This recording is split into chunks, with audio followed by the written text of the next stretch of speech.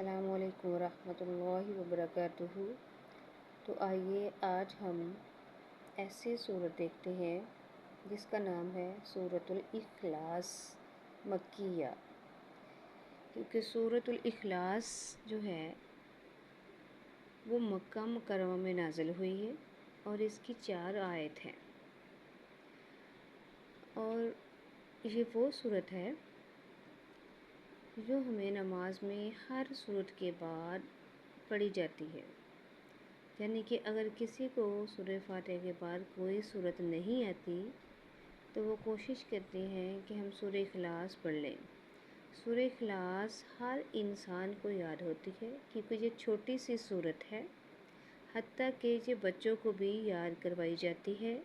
چھوٹی سی آیتیں ہیں، چھوٹی سی سورت ہے اور سب کو یاد کرنے میں آسان لگتی ہے، اس لیے یہ بچوں کو بھی نماز میں سورہ فاتحہ کے بعد سورہ اخلاص ہی سکھائی جاتی ہے۔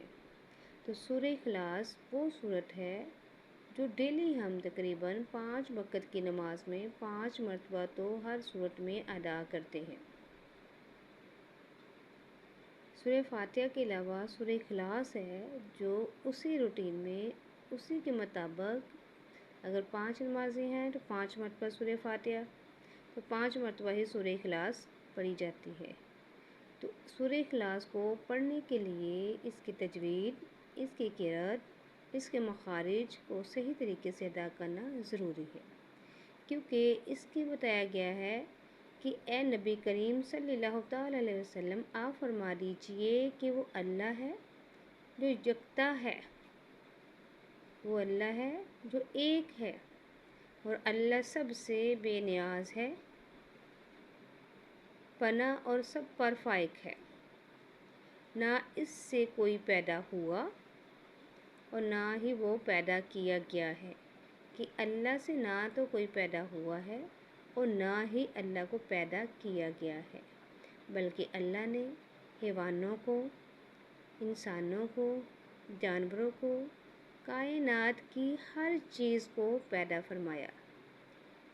وحدہ لا شریک لہ، وہ واحد ایک ذات ہے جس کا کوئی شریک نہیں ہے اور جس نے نہ ہی کوئی چیز بنائی، ہر چیز کو پیدا کیا، ہر انسان کو بنایا، حتیٰ کہ وہ جاندار ہو، بے جان ہو، کوئی بھی چیز ہے اللہ کے حکم کے علاوہ ایک پتا تک بھی حرکت نہیں کر سکتا۔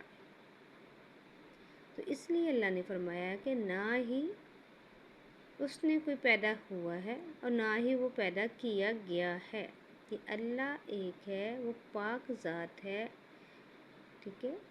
تو اسی لیے فرمایا اور آگ اور نہ ہی اس کا کوئی ہم سفر، یعنی کہ اگر کوئی بھی اللہ کا ہمسایہ بننا چاہے، اللہ کا ہم شکل اور اللہ کا ہم شریک بننا چاہے تو ایسا کبھی بھی ممکن نہیں ہو سکتا، کیونکہ حضرت موسیٰ علیہ السلام نے فرمایا تھا اگر تم لوگ اللہ تعالیٰ کو مانتے ہو تو تم قرآن پاک کی آیتوں میں سے کوئی ایک آیت بھی مجھے لا کر دکھاؤ تو میں مانوں گا کہ تم ہمارے خدا کے برابر ہو، مگر وہ ایسا نہیں کر سکتے تھے، کیونکہ آیتیں تو اللہ تعالیٰ نے نازل فرمائی ہیں اور اللہ کے علاوہ یہ کوئی بھی نہیں ادا کر سکتا تھا، نہ ہی نازل کر سکتا تھا۔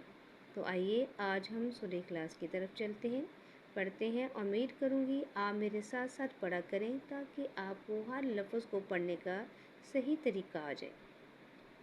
اس سے پہلے آپ میری ویڈیو کو شیئر کریں، لائک کریں، سبسکرائب کریں تاکہ آنے والی ویڈیو آپ تک پہنچ سکے۔ بسم اللہ الرحمن الرحیم۔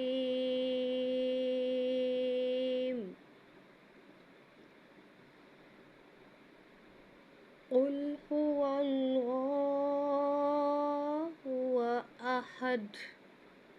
اب دیکھیں کاف کو موٹا کیا جائے گا، ہا کو بریک، اللہ کے نام کو موٹا، اللہ کے نام سے پہلے زبر اور پیش ہو تو اللہ کے نام کو موٹا کر کے ادا کیا جائے گا، ہا کو اور حمزہ حلق کے حروف ہیں مگر دونوں میں فرق کیا جائے گا۔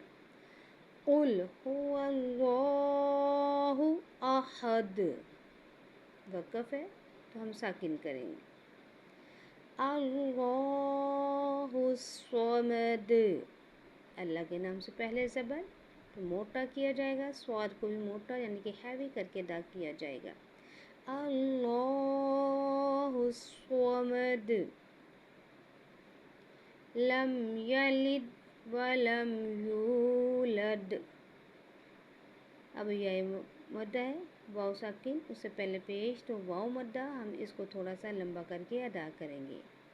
लम यलिद वलम यूलद, आगे वक़फ़, दाल ऑलरेडी साकिन है, वक़फ़ की वजह से वैसे भी हमने साकिन ही करना था।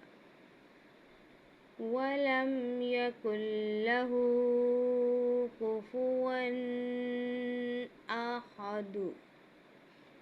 अब देखिए कुछ लोग इसको पढ़ते हैं वलम यकुन्ना, लेकिन हम इस नून को नहीं अदा करेंगे।